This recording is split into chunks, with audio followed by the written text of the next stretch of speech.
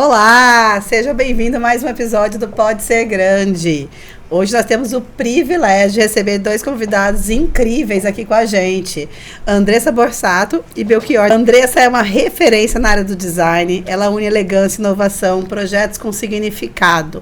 Ela é premiada não só no Brasil como no exterior, com a formação em destaque em Milão. Seu olhar sensível e inovador inspira não apenas seus clientes, mas também todo mundo que busca autenticidade e excelência. Belchior é fundador da Raro, uma empresa especializada em curadoria de artigos de luxo, conectando clientes a peças exclusivas que remetem identidade e sofisticação. Ambos trazem histórias inspiradoras e visões únicas, unindo criatividade e excelência. É uma honra terem conosco aqui no Pode Ser Grande. Obrigada. Sejam bem-vindos. A gente vamos preparar para essa aula que eu tenho certeza que nós vamos ter com vocês, que são referência. Só de olhar para vocês eu falo que é a coerência, né? A inspiração que tem tanto na roupagem quanto no interno, né? Muita inteligência, muito conteúdo. Eu tenho certeza que 40 minutos é pouco para tanto ensinamento que a gente vai ter aqui hoje. Com certeza. Vamos lá, Marcela. Vamos atender as expectativas. Com certeza. A gente gostaria de começar entendendo um pouquinho como é que começaram as carreiras de vocês aí, né? Como é que vocês foram parar para esse lado, tanto aí do luxo, da parte de arquitetura, e como isso fez parte da história de vocês. Quer começar ou quer que eu comece? Eu começo. Eu estava até conversando esses dias com uma pessoa sobre escolha de carreira. E é muito engraçado que tanto eu quanto ele, o que a gente faz de melhor hoje veio de algo que a gente gostava muito de fazer, sem ser necessariamente um trabalho inicialmente. Então essa ocasião de decorar projetos surgiu com um apartamento nosso primeiro. Culpa dele que não quis contratar arquiteto. Olha só, já sabia do seu dom. Ele já estava investindo em você, né, Belchior? Com certeza, desde o início. E aí, com a experiência do apartamento, eu quis fazer um curso sem a intenção de trabalhar, mas já gostando, né? E aí, nisso, o curso já me botou em trabalho naturalmente. Até, pessoal, esqueci de falar para vocês, eles são sócios aí na vida, são casados. Estão há quanto tempo casados? 12 anos. 12 anos. A gente está contando aqui, a gente convive já temos uma parceria. Então, tem essa parceria na vida, como negócios, e também no amor. E você, Belchior, conta aí um pouquinho. Então, e a sua conexão com esse mercado, né, do luxo que a gente fala? Como é que é a sua conexão com isso? Do belo, da arte, A Raro, ela nasceu de um hobby, né, e nem esperava no começo que ia se transformar na Raro. Né, ela nasceu de uma paixão, minha paixão pela relojoaria, e depois que eu vi que vários amigos me perguntavam, pediam auxílio para comprar, para vender, para adquirir uma peça de sonho, de desejo, eu falei, por que não transformar isso numa empresa, né? E hoje, muita gratidão, porque eu nem imaginei que a Raro ia se tornar o que se tornou a Raro, e eu aí como um intermediador aí de, como fala um amigo meu, de bens eternos, né? Olha que legal. Então, é isso. Veio de um hobby que se transformou numa empresa. Os dois, então, realmente essa característica, né? Vocês começaram fazendo algo que era muito natural no dia a dia de vocês e acabou virando ali o principal e o negócio de vocês hoje. Hoje os dois têm um negócio atrelado às suas grandes paixões aí na vida, certo? Acho que por isso que dá certo, né? Com certeza. Acho que isso fala muito, né? Da que a gente fala muito de propósito, né? Eu acho que aí vem muito mais fácil o propósito quando você encontra primeiro o que você gosta e depois você transforma isso em trabalho. Eu adoro falar que eu só trabalho com alegria. Coisas né? boas, Porque na hora que chega um cliente, ele almeja ter uma peça, ele almeja aquilo, né? Então, para ele é a realização de um sonho, eu faço parte disso também. Você faz parte dessa conquista deles. Exato. Entendeu? Então... E, Belchior, aproveitando que você está falando isso, até para quem está aqui na nossa audiência entender, o que significa o significado disso? Quando você fala que você já gostava de relógios, sim, e você percebe que existe um grupo de pessoas interessadas que precisava de alguém que pudesse mediar isso com segurança e com tanta seriedade, que é o que você traz para essas raridades, igual você colocou, bens eternos. Como é que que é isso? Explica um pouquinho o que tem nesse código, nessa linguagem aí para nós, para quem está assistindo a gente. Bem, são 20 anos de experiência desde o meu primeiro relógio, né? E é um mundo hoje muito complicado, que eu mesmo aprendi sendo enganado, sendo passado para trás. A gente acha que a experiência que a vida dá pra gente, e o que eu consigo proporcionar no movimento que eu faço é justamente isso, a garantia de poder estar comprando alguma coisa legítima, de uma boa procedência, né? Porque hoje existe um mercado para tudo, né? Existe um mercado muito escuro, Sim. né? Que seria aí, eu tenho o mercado das falsificações, né? Até mercados de furtos. Eu até ajudei um cliente no interior que ele não adquiriu comigo, adquiriu um relógio de um outro revendedor, não aqui do Mato Grosso também. E depois de analisar, né, a gente viu que o documento dele era falso. O relógio era verdadeiro, porém o documento era falso. Aí ele falou assim, mas Bel, será que o relógio também não é falso? Eu falei, olha, tem coisa pior aí. Entendeu? O relógio pode ser verdadeiro, mas pode ser provindo de furto. Sim. Aí você está carregando aí um karma que você não precisa, né? Então, deu certo, a pessoa concordou de devolver o dinheiro dele. Resolveu. Né? Mas isso que é muito importante, porque eu, né, graças a Deus eu consigo dar uma boa procedência, uma boa confiabilidade para os meus clientes, né? Através de toda a experiência que eu adquiri ao longo de 20 anos nesse mercado. E o que faz uma pessoa querer adquirir um bem eterno como esse? É paixão, igual você falou, eu colecionava, eu tinha meu primeiro relógio. Onde que faz, o que cria essa comunidade? O que tem aí? E se vocês puderem falar, André, se complementar depois, o que é o universo do luxo? Todo luxo, ele envolve desejo, né?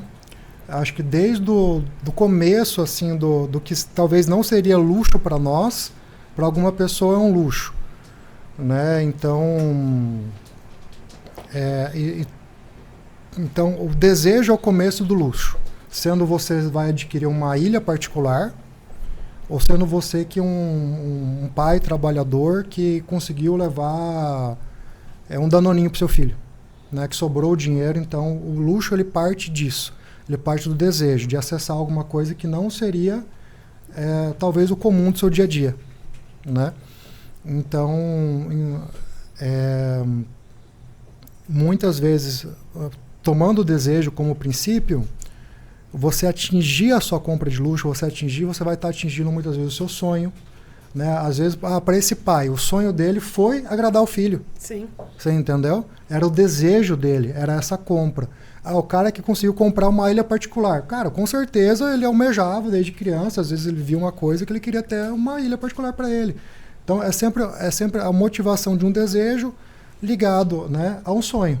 Ao superar, então. Está muito relacionado a se superar, a qualidade, a querer mais. Sim, a querer mais, a ser um vencedor. Perfeito. Né? A você ser reconhecido como um vencedor também. Nem que seja nem necessariamente para os outros, mas para você mesmo.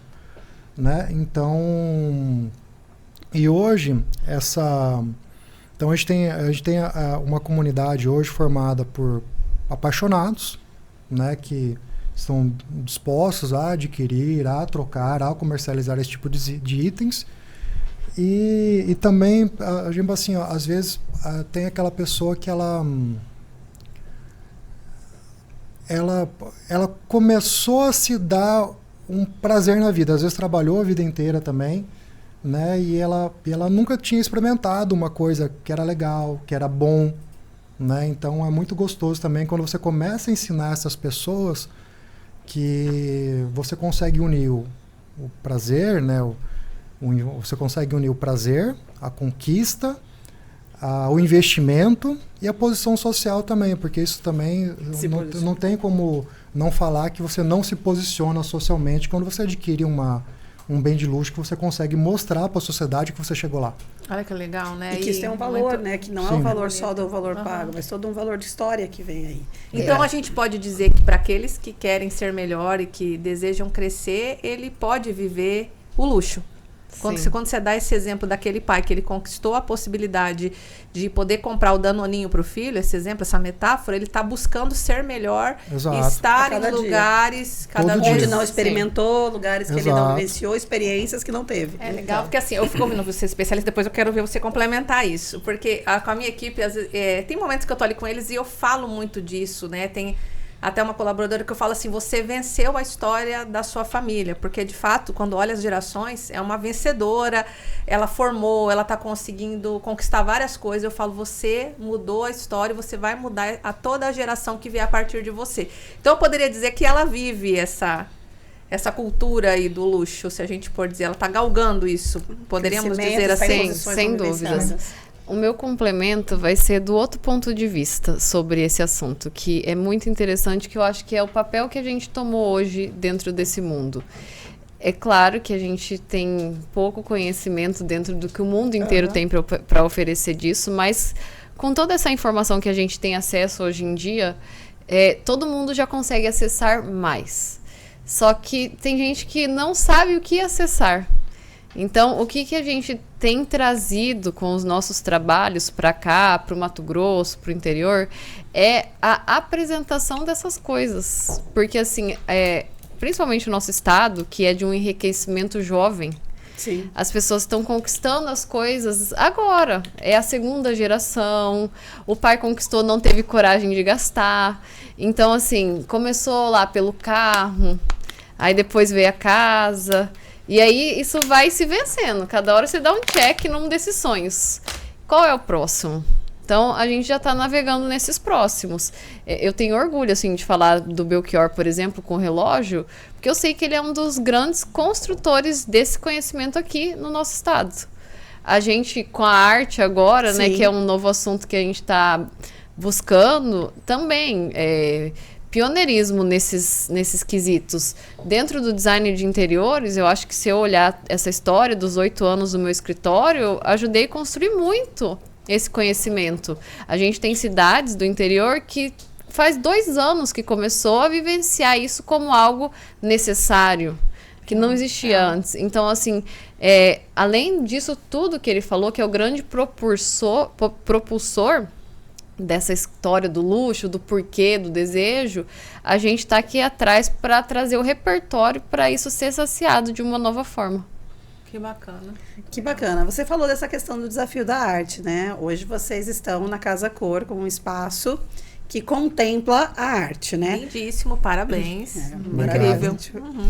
E eu queria entender como veio a ideia, né? Como é esse propósito, que foi, de certa forma, a união ali da Andressa enquanto escritório de design e a Raro enquanto toda essa questão de trazer essas peças, trazer essa arte, trazer esse luxo aí de uma forma diferenciada. E até eu vi um jargão que vocês colocaram, eu achei super incrível. Não tenha quadrinhos, como é que é? Tinha alguma coisa que estava escrito no Instagram da Raro, eu estava pesquisando ali, que não colecione quadrinhos.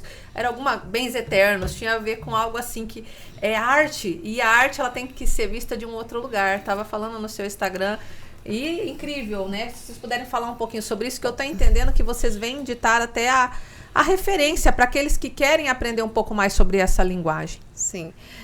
A ideia da Casa Cor foi justamente a mesma coisa do que as profissões.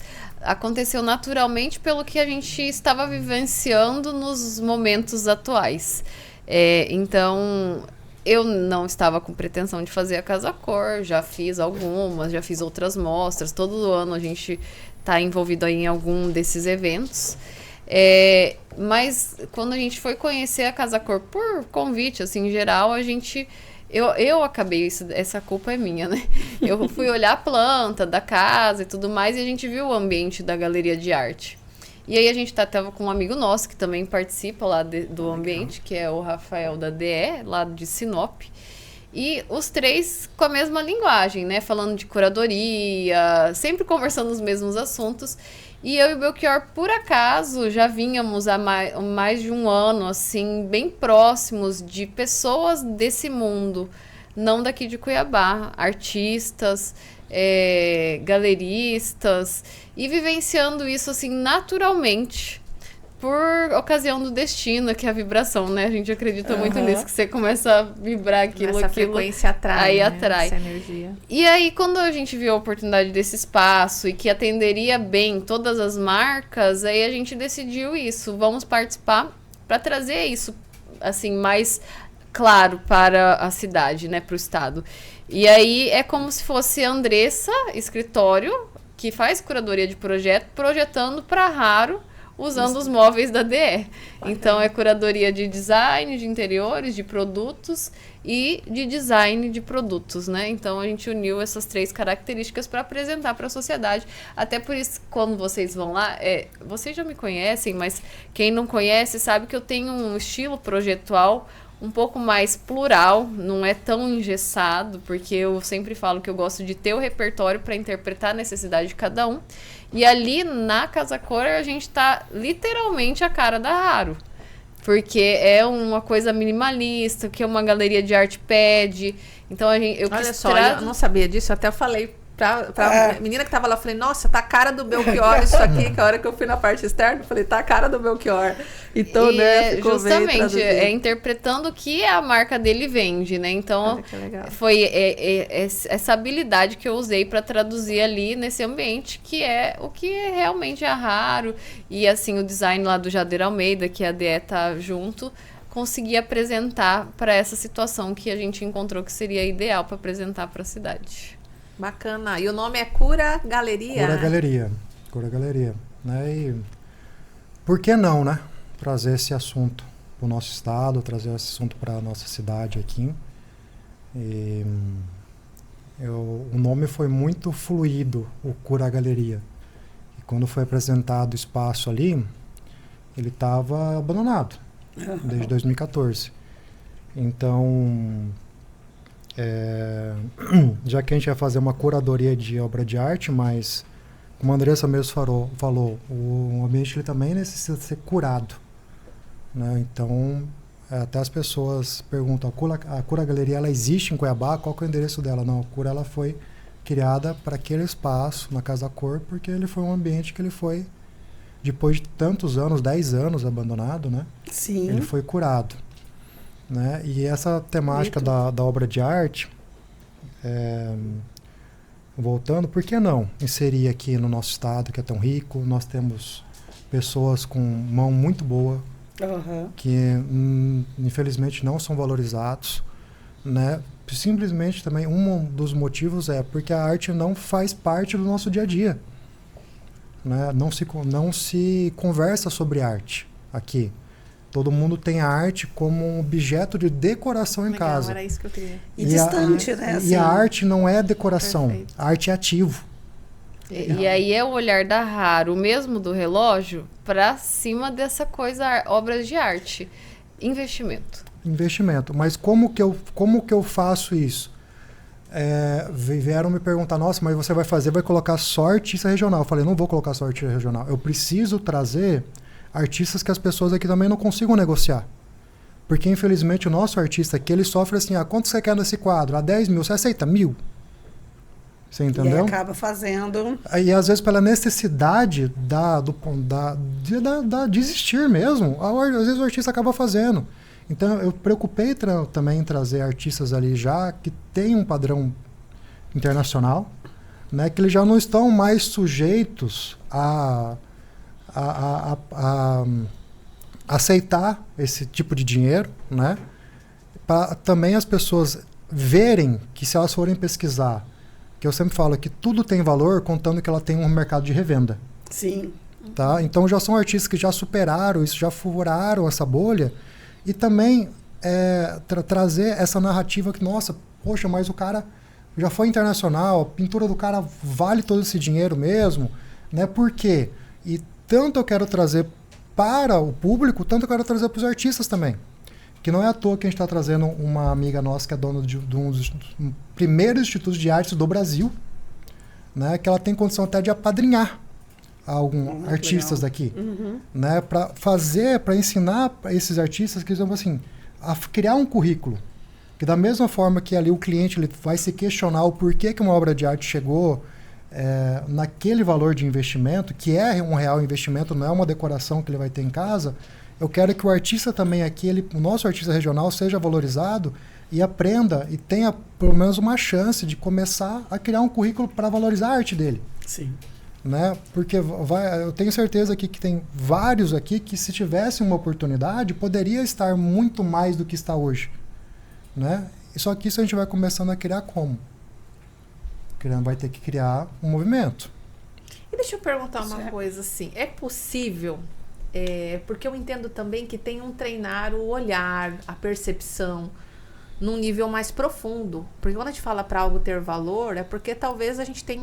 É igual a gente estava falando agora, vocês estão vindo... Admirar. E eu entendi, né, que o espaço de vocês, ele vem trazer essa clareza também. É uma comunicação aí, vem olhar com mais cuidado para isso. Eu sei que isso é extremamente... Nós temos 40 minutos aqui, né? Mas se tivesse como dar um toque aí, Gente, como seria... O que tem aí? Porque eu vi até num vídeo teu, você falando que tem até uma conexão realmente, né, com o divino... Que até vocês trouxeram alguma situação até de cura mesmo, de poder estar essa conexão. Não é um simples quadrinho, né? Não é uma decoração. Esse foi o caminho que a gente decidiu para as nossas escolhas e o nosso começo na arte também. Porque a gente até criou uma piada que a gente falou assim, a arte é igual a rádio, tem o AM e o FM. Você pode se conectar em um ou em outro. Legal. Existem artes que são polêmicas, complexas, estranhas. E existem muitas dessas artes que são as mais valorizadas ou que seguem uma agenda aí da moda. A gente optou... Existe a opção de você seguir por um caminho ou por outro. E para nós, assim, tanto pela questão de a gente acreditar que tem que ser uma coisa mais pura, mas realmente de conexão espiritual, que traga uma sensação interna de evolução, transformação e cura, que é até por isso o nome da galeria, a gente optou por esse caminho, porque a gente acredita que esse também é o propósito que a gente quer entregar para as pessoas. Então, dentro ali do que a gente escolheu, são artes que existem complexidades de interpretação, sim, porque já é algo além. Mas com uma explicação que a gente dá ali no momento, você já meio que começa a se ambientar, entender, sentir. Tipo, a gente sente ali, às vezes, nas explicações, arrepia, a pessoa se emociona. Isso já vai trazendo esse contato. Então, você não precisa ir lá direto para o extremo, de cara, para você se sentir um entendedor. Quem somos nós nesse mundo? É um mundo complexo, longo, de muita história, muito estudo. É muito, muito grande perto do que a gente conhece. Mas existe essa opção. Então, assim, às vezes a gente até cria essa contrariedade à arte, porque a gente vê essas coisas estranhas, esquisitas, e fala, não entendo nada, que custa caro, não gosto. Então, a gente está querendo quebrar isso justamente com essas artes que a gente acha que são mais adequadas, assim, ao nosso olhar, né? Que também possam ser mais aceitas momentaneamente e que daí transformam assim mais próximas. Então a pessoa ela já vê ali, por exemplo, a gente não tem os artistas regionais em todas as obras, mas a gente tem alguns. E um deles é o Adir Sodré. Então a pessoa tá ali visitando, curiosa, fazendo ali o tour do ambiente, e aí quando ela chega no Adir Sodré, muitos se reconhecem, né? E aquilo ali traz uma conexão que ela já se sente assim, parte. Aí ela fala, nossa, esse aqui eu já vi, é aquele que tem lá no Chopin, é aquele que, sabe assim, dela já, poxa, eu já tive contato com arte, eu já entendo, por que não mais esse? Entendeu? Então é um caminho. Então ela cria uma conexão ali. Exatamente. É um aprendizado também de compreender a arte, entender a arte e fazer tudo isso. Achei legal que você falou que a Raro é para além de relógio, né? Para raro é tudo que é raro. A Raro é para além de relógio. Falou muito do relógio que vem da história dele, mas a Raro é muito mais. A Raro é peças de arte, a Raro é quadros. O que compõe para você algo raro? Eu acho que a primeira coisa que compõe o raro, porque eu sempre falo assim que uma das essências da Raro é porque eu tenho o meu jargão que eu falo bom dia meus aros, boa tarde meus aros, porque cada pessoa é rara. Cada pessoa é única nesse mundo. Não vai achar duas digitais igual. Então, a primeira coisa é com o que você se conecta. Aquilo que você se conecta é raro. Às vezes o meu gosto não vai ser o mesmo gosto do outro, né? Então, exemplo assim, a arte mesmo. Eu entrei na arte por street art. Eu acho que é mais da minha conexão. Eu gostei tipo, foi da minha geração isso. Você entendeu? Você ter essa arte nova para o mundo, né? Porque faz parte de uma narrativa do seguinte: por que a arte precisa ficar em museu? Sendo que muita gente não tem condição de ir em um museu. Todo mundo tem que aproveitar a arte. Então, nasceu a street art, que é a arte trazida para a rua, onde todos podem aproveitar a arte. Né? Então, eu me conectei muito com isso. Mas todo mundo gosta de street art? Não. Você entendeu? Hoje, eu acho que o gosto de cada pessoa é raro. Eu estou aqui para auxiliar, né, que a pessoa faça a melhor escolha, que seja entre alinhar o gosto dela com um padrão de investimento também. Sim. Né? Então, esse o meu... essa a minha função aqui. O seu desafio ali é trazer esse olhar assim, calma, você pode gostar de coisas que talvez não seja o padrão meu ou da Andressa de arte, mas não significa que não é bom ou que não mas tem que não gosto. é bom, né? Então, assim, hoje qual que é o meu desafio aqui? E a minha função? Auxiliar essa pessoa, tá, fazer o seu gosto não é parecido com o meu, mas não tem problema. Vamos procurar, então, adquirir uma peça, novamente, com boa procedência, entendeu? Com uma boa documentação, sabendo que que realmente foi aquele artista que você está comprando que fez essa obra, né? Porque hoje tem até uma palavra que o pessoal usa claramente na arte, eu já vou me lembrar, que eles usam claramente, atribuído. Entendeu? Qualquer leilão que você vê a palavra atribuído, exemplo assim, atribuído Oscar Niemeyer. É atribuído? O pessoal fala assim, nossa, é do Oscar Niemeyer. Não é falsificação. Entendeu? Ele tá colocando ali na legenda? Na legenda, claramente que ele está te vendendo um trem falso. É, uma cópia, na uma verdade. Uma cópia, né? Mas numa cópia, mas você acha que você vai levar um Oscar Niemeyer para casa e não vai. Ou seja, até isso tem que saber, né? Ou Até pelo menos isso tem que saber que você não está levando um. Exato. Você entendeu? Então, existe muito... Isso existe também muito na arte. Eu acho que é o que mais existe. Em relação a essas coisas que a gente trabalha, ela é mais complexa ainda de ser avaliada e entendida se é verdadeira ou não. Enfim, porque aí é uma coisa mais complexa, né? Porque é de alguém que já morreu, que foi uma família, que já transitou muito no mercado ali. Essas mais valiosas, né? Então, é muito passível. E coisas grandes já aconteceram, assim, de que pensava que era e não era. Então, existe muito mesmo. E volto a dizer também,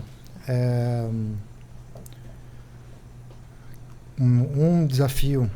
Eu quero ver se a gente consegue mudar uma narrativa de arte no Mato Grosso, né, para dar valor para os nossos próprios artistas que nós temos aqui também. Sim. Né, que poderiam ser mais bem valorizados. Mas eu acho que quando a gente ensina, igual vocês estão fazendo ali, né? Tem um espaço voltado a uma galeria de arte dentro de uma casa-cor. Quando vocês ensinam, de certa forma, a trazer a raro, inclusive vem da missão ali, né? Despertar o desejo de ser raro. Quando ensina as pessoas a olharem para essas peças de uma forma diferenciada, não só sobre o valor do investido, é caro ou barato. Não, tem toda uma história por trás, tem toda uma... Você até falou isso, toda uma narrativa do porquê. Eu acho que todos os artistas se beneficiam, né? Porque quanto mais as pessoas aprendem a valorizar essa arte, os artistas que podem usar ela a favor de crescer e também se valorizar enquanto profissional, independente de ser da região e tudo mais. Exato. E não só isso, também o artista, às vezes, ele não tem uma...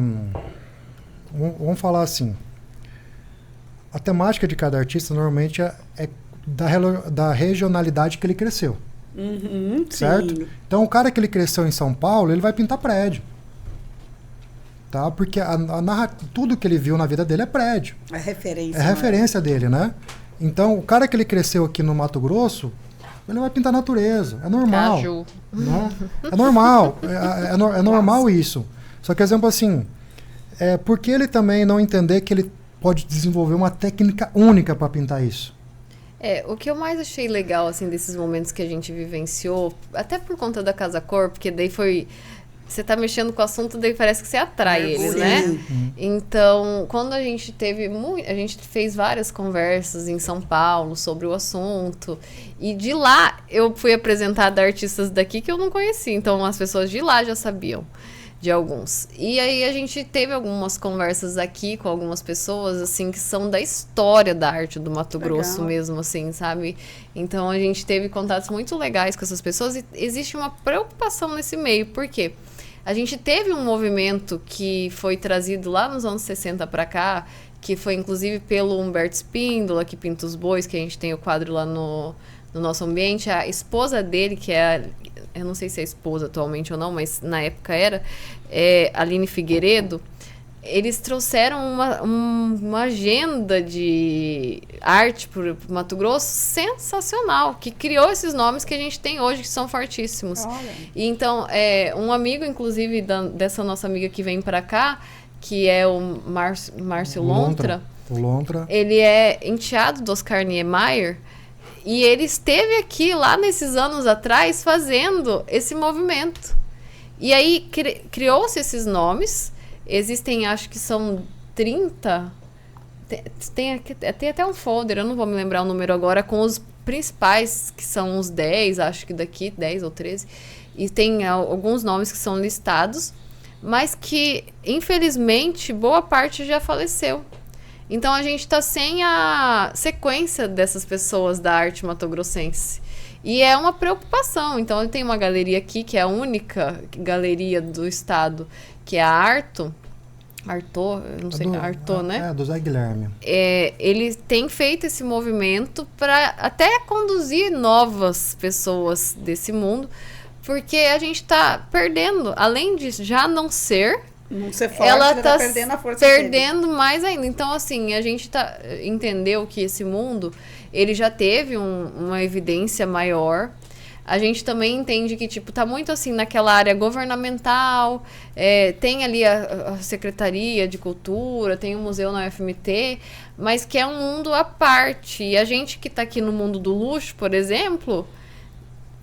Adir Sodré ainda é o nome mais que a pessoa fala porque ele produzia muito, em muita quantidade. Sim. E era vivo recentemente, que ele faleceu há pouco. Então é igual o Rafael Junier, que é nosso amigo. Então, assim, que tava na mão, e aí as pessoas tinham em casa, e daí ele faleceu, e aí se tornou algo que valorizou automático. Porque não vai ter mais. Mas é o mais próximo do que as pessoas têm acesso hoje, que entendem da arte do Mato Grosso. Só que, além de tudo, ele já faleceu. Então, assim... parece que é um mundo à parte. Aquele pessoal que entende da arte, que entendia desse movimento, e as pessoas hoje que são os novos ricos, pessoas que estão acessando o luxo naturalmente, nem sabe quem são, que história é essa, da onde vem, como compra, e nem quer comprar porque acho que não vale nada. Então, assim, a gente está sentindo uma falta de uma ponte nesse mundo que conecta os dois, que quem pode pagar, comprar o que existe, e também desse incentivo para continuar havendo essa produção, que ela seja assim contínua de construção e que os nomes novos se fortaleçam. Eu percebo assim, né? Parece que tem um resgate aí nesse sentido com a arte, com o belo, né? Parece que de alguma forma a gente se desconectou disso.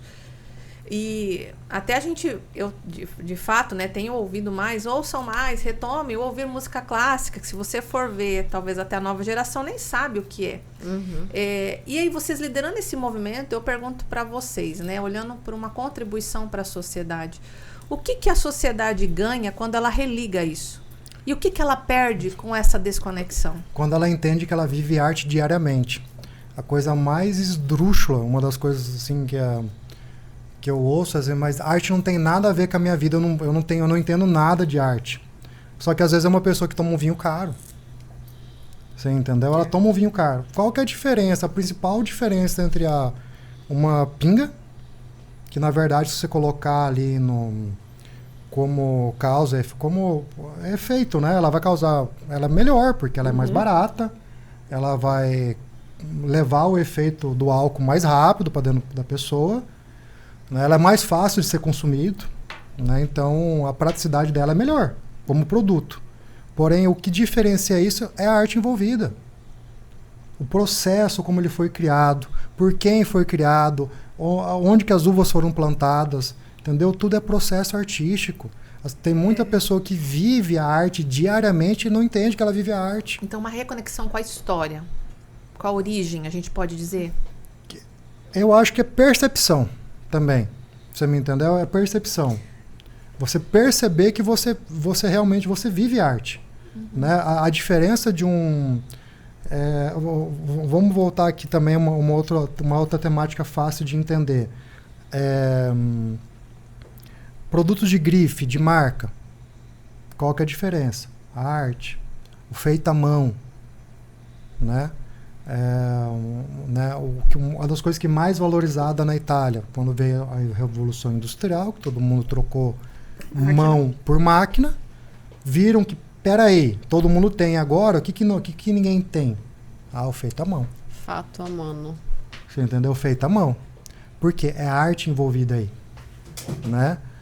Precisou de uma pessoa, precisou de alguém para criar, precisou de alguém para construir aquilo. E eu acho que também é um movimento de observação. Então, assim, tudo isso que ele falou, super grandioso. Tem a questão do investimento e de você observar. As grandes marcas, por exemplo, a Tiffany reinaugurou lá na Nova York, onde ela abriu. A instrução, se você está indo para Nova York, é ir nessa loja, porque ela é uma experiência de arte profunda. Então, assim, a gente passando pela rua, a gente enxergou a gente passando na rua, assim, se você parar na frente dela na da loja... Da porta, você consegue ver um Basquiat bem na frente. Na assim, primeira vista na primeira vista tem um Basquiat. Então, assim, né? se Basquiat é um artista um nova-iorquino também.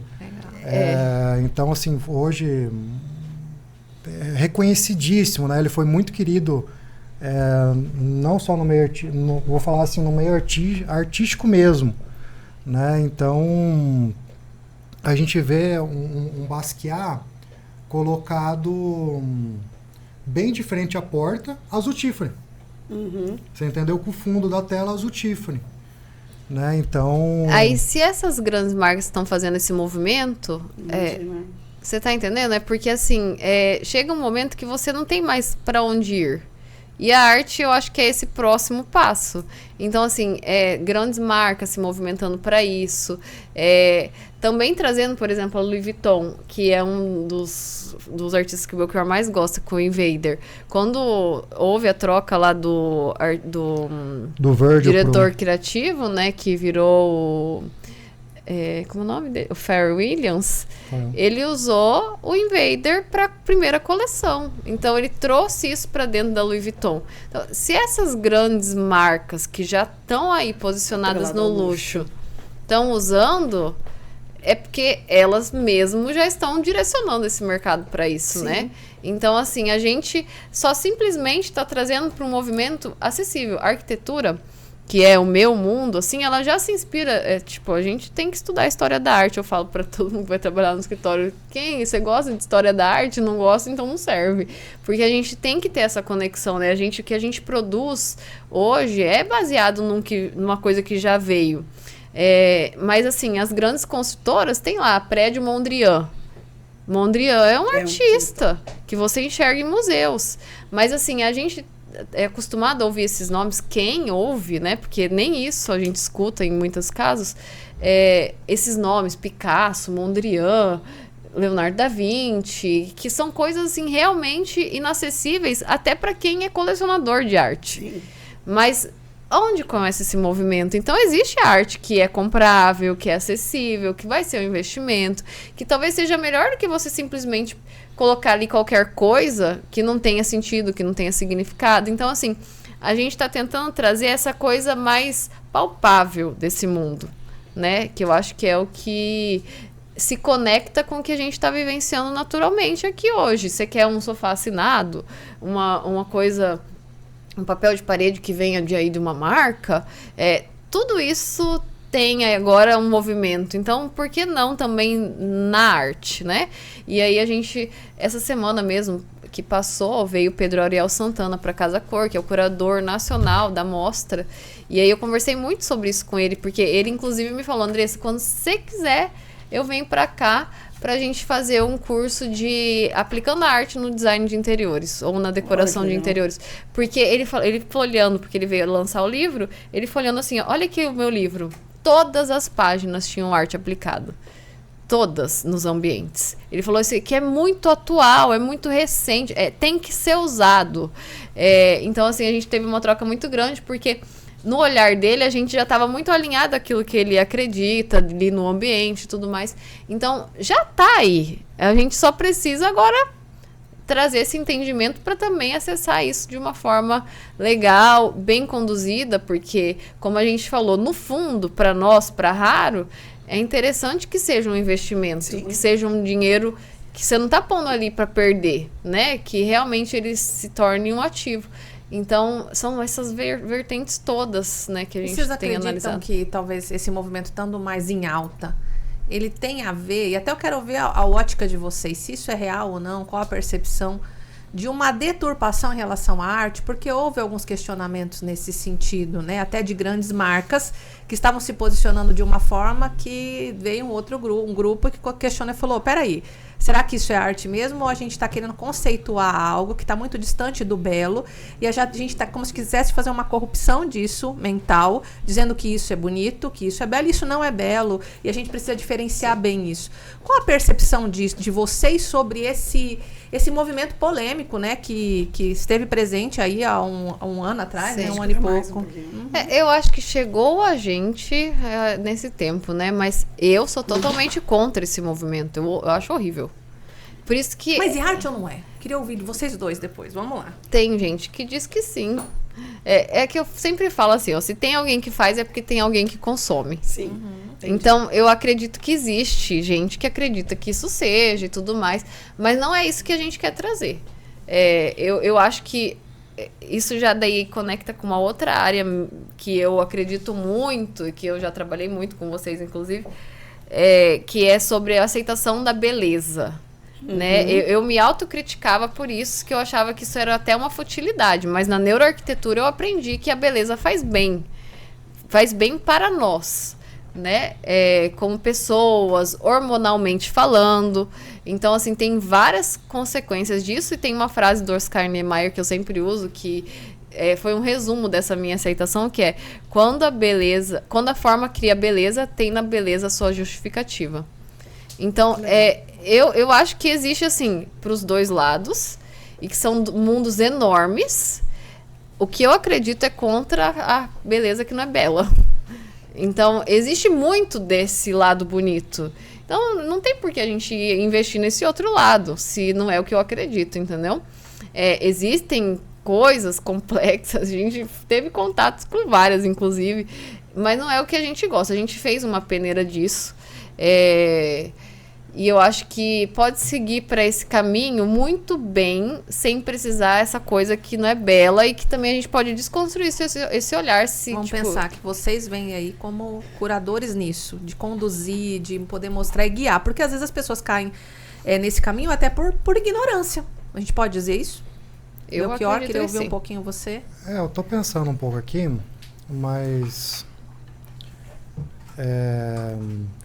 o que eu acredito? Tem gosto para tudo. Sim. Tá? Tem gosto para tudo, primeira coisa. Segunda coisa,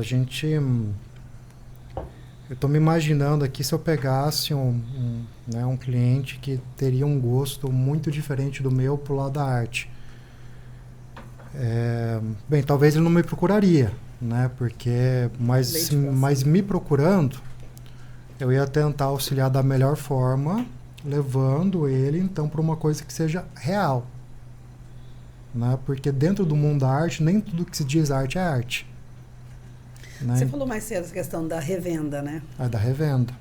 Não só da revenda, né? Porque, por exemplo, assim, tem alguns artistas do mundo que atingiram, quebraram a bolha faz muito tempo, tem obras milionárias, e que eu não tenho conexão nenhuma com eles. Entendeu? Então, mas chegaram lá. Tem currículos enormes, tem uma precificação de revenda muito grande, uma solvência muito grande, ou seja, com solvência eu digo assim, quando você coloca aquele objeto para vender, a rapidez que ele vende. Uhum. Né? Então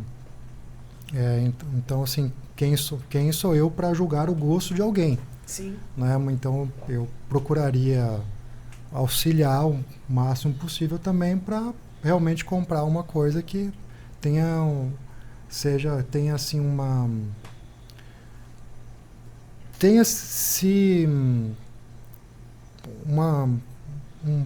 eu tô com tutano na cabeça, mas assim, seja coerente, né? Entre a arte e preço de mercado, Tem e alastro, currículo, sim. tem alastro, exato. E Tem também vai alastro. da aceitação já do nível de compreensão de cada um, né? Acho que essas coisas também vão evoluindo. A gente teve contato, inclusive, com um artista que tem uma arte bem... às vezes chega até a ser meio assustador, assim. Mas um querido... O meu olhar sobre algumas obras dele, não todas, até mudou pela pessoa que ele é, sabe? Ter conhecido a pessoa. Exatamente. E você entende o que ele quer passar com aquilo. Porque às vezes a gente estranha porque é algo esquisito, mas tem um sentido por trás. Não sou defensora, porque eu acho que esse olhar acaba deturpando essa situação, justamente, né? De tipo, ai, que aquilo ali que é o belo, então, pra mim não. Mas eu consegui entender. Então, assim, às vezes é uma evolução nesse caminho também, mas de longe seria o início dessa conversa para quem não conhece. Eu acho que a gente pode olhar para o bonito mesmo. Existe muita coisa bonita e coisas que são valorosas, bonitas, com muito significado. Por exemplo, esse artista que o Belchior falou e que também está lá na Casa Cor, que é o Carlos Araújo, ele só representa passagens bíblicas. Eu vi. Gente, é lindo. Nossa, lindo tem um demais. significado profundo. O artista tem um super currículo e tem propensão de valorizar muito rápido, porque já é mais idoso. Então, assim, não precisa começar por outro. Pode ser por esse, entendeu? E vai fazer um efeito. Você vai ter uma conversa de um nível de obra de arte bem alto com ele já. E tá ótimo. E, Andressa, você percebe que hoje nos projetos que você tem ali de arquitetura, design, né? Essa arte já está sendo valorizada ou ainda também é um trabalho, mesmo que ainda seja nos móveis, nas peças de design, né? Não, é um trabalho bem longo mesmo. Claro, já coloquei, assim, gravuras. A gente colocou, por exemplo, uma gravura do Volpe numa cliente em São Paulo. Ela é daqui, mas ela tem apartamento lá. Então já há uma busca, uma aceitação assim, maior nisso, um entendimento de que aquilo ali é algo legal e que pode ser valorizado, que vai valorizar. Eu já tenho mais abertura para apresentar um artista, por exemplo, como esse do Carlos Araújo que eu acabei de falar, e as pessoas ficarem desejosas dele. Talvez não comprando de cara, né? Porque tem artes dele aí que são de 60, 100, 1.000, 200 mil reais. Então, assim, talvez não é o que ela estava imaginando agora. Mas você já consegue ver que você plantou uma mudinha do desejo, sabe? Teve uma cliente, inclusive, que falou assim, eu acho que eu vou até esperar, porque dependendo depois se eu fizer isso do jeito que eu quero na casa, ali vai caber exatamente esse cara e eu amei esse significado, então eu espero um pouquinho e vou conseguir pôr daqui pra frente. Então, assim, é um trabalho, né? E é diferente daqui do que é lá em São Paulo, que muitas vezes você recebe o projeto, já tem a obra de arte pra você pôr, porque ele já veio com ele. Uhum. Aqui, a gente além, tipo, se você for pensar no investimento, aí uma casa que não sei quantos milhões que a gente põe lá dentro, aí daí tem que pôr mais 500 mil de um quadro, é muito significante pro orçamento, né? Então é um trabalho de passo a passo. Talvez agora esses clientes que a gente já tem o contato, que já conhecem, já tem uma arquitetura boa, aí vai pôr uma obra. Daí na próxima casa essa obra vai junto. Então, assim, é um caminho bem longo ainda, mas eu acho que é possível. Aí se a gente tem, né? Eu não teria começado aqui esse movimento se eu não achasse que fosse possível. Sim. Né? Então, lógico, quem está acostumado com o eixo Rio-São Paulo já está mais acostumado com esse movimento. Uhum. Né? E A diferença realmente que eu quero, esse movimento, eu quero que as pessoas percebam que elas consomem arte sem saber. Legal. Né? Elas consomem, às vezes, diariamente arte sem saber. Que a arte ela tem que ser descolada de decoração. Entendeu? Você não pode colocar no orçamento da casa. Peraí, eu tenho que colocar no orçamento da casa aqui um quadro. Não é isso. Ela não é decoração, ela não é pia, ela não é torneira, não é vaso sanitário, entendeu? Ela é arte. A arte é ativo. Né? Então, isso...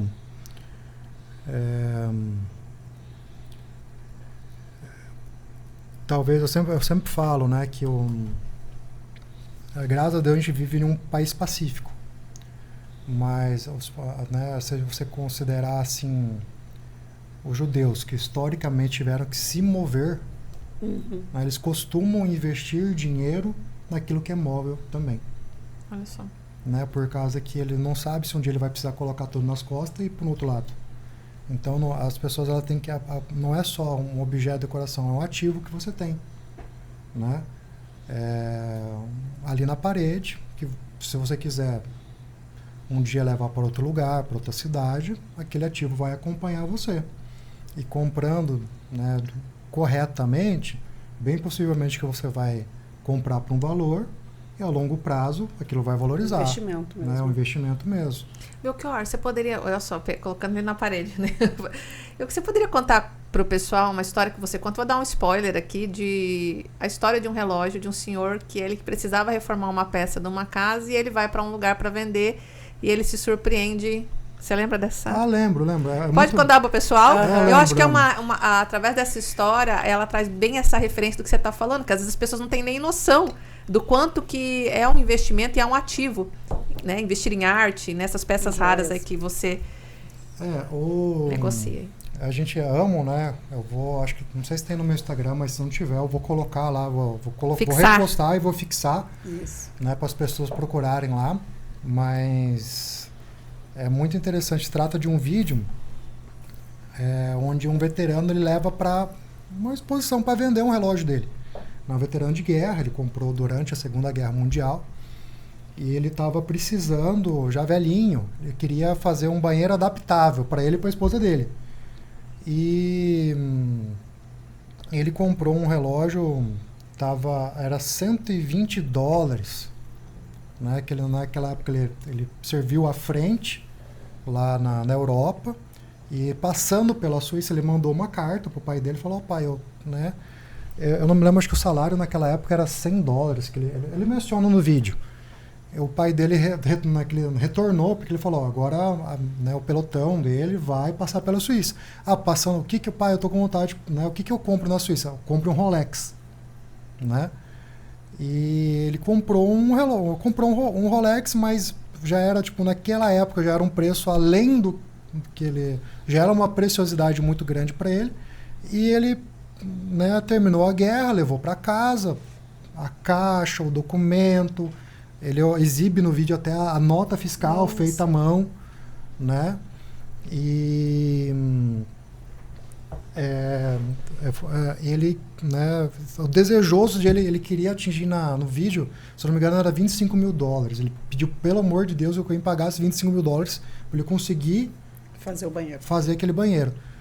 E bem nesse vídeo, a pessoa que está ali avaliando fala: eu não posso pagar $25 mil. Ele fica triste, ele murcha assim o senhorzinho, sabe? Eu posso pagar $120 mil no seu relógio.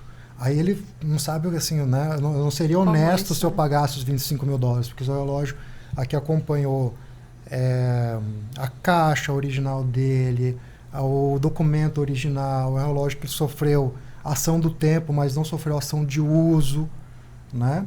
Então, você vê como que tem muitas pessoas que têm verdadeiros tesouros escondidos, né? E tem até uns vídeos que eles deveriam ser atualizados, que tem outro veterano que comprou um relógio que também foi vendido na oportunidade por uns $150 mil, que hoje valeria $1 milhão. Nossa.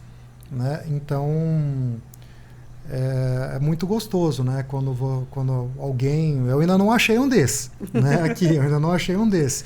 Mas eu ficaria muito feliz se isso acontecesse comigo, eu poder dar uma notícia grandiosa dessa para uma pessoa que adquiriu um bem lá atrás e... Que não tem nem ciência, não, né? Guardou com muito carinho, foi uma, né? E hoje seria um dinheiro que mudaria a vida da pessoa. Com certeza. Olha só, muito legal. E a arte é isso, né? A arte é comprar hoje, investir, entender que ela tem uma progressão ali. E se você souber, obviamente, escolher de forma correta, de forma igual você falou, né? Tem todo um caminho para ser feito para a gente ter isso aí. Então, a arte não é só enfeite na parede. Eu acho que eu posso falar de um caso público aqui, que ocorreu com o Banco Santos. Na falência dele, o dono era um grande colecionador de arte, tá? E na época somou 3 bilhões de dívida. Ele pagou com a coleção. Olha só. Né? Então é um arquivo público aí, é um acontecimento que foi a nível nacional. Então ele pagou com a coleção dele. Ele quitou a dívida com a coleção dele. Então, realmente. Eu acho que é legal ver isso, assim, né? Eu vejo que ainda a gente tem que desenvolver essa visão da arte como investimento, né? A gente vê hoje, talvez, essa visão da casa, você até citou, primeiro é a casa, primeiro é o carro, a gente vai fazendo as conquistas, mas ainda não tem uma parcela que não entende a arte nesse patamar de também ser investimento. Eu achei muito legal quando você fala, ainda com a vantagem de ser móvel, né? Ainda com a vantagem de, na hora que eu precisar, eu não preciso desfazer de tudo, como a gente acaba tendo que desfazer de muitas coisas ali, e manter o investimento sempre rendendo, vamos dizer assim, né? E crescendo ali para você, para um dia que for oportuno ou necessário você usar, né? Um dia vou vender o apartamento. O apartamento vai, né? Tira o quadro da parede e leva para a próxima casa. Sim. Né? Vou mudar de cidade. Leva junto. Porque até se a gente for olhar, né, é um diálogo até mais amplo, né? Não cabe aqui, mas é porque o nosso país, o brasileiro, ele não é investidor.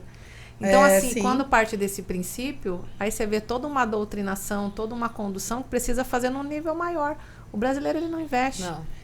Então, assim, é realmente uma mudança cultural que eu acredito que está sendo feita. Existe um movimento aí. Eu acho que já, assim, até na questão de investimentos normais, que seriam, assim, investimentos financeiros, as crianças já estão tendo aula de empreendedorismo, dessas coisas, né? Então, vai mudar, eu acho. Eu acredito que é um caminho que está sendo construído já. E por isso que a gente tem que se preparar, né? Sim. Porque vai haver essa demanda.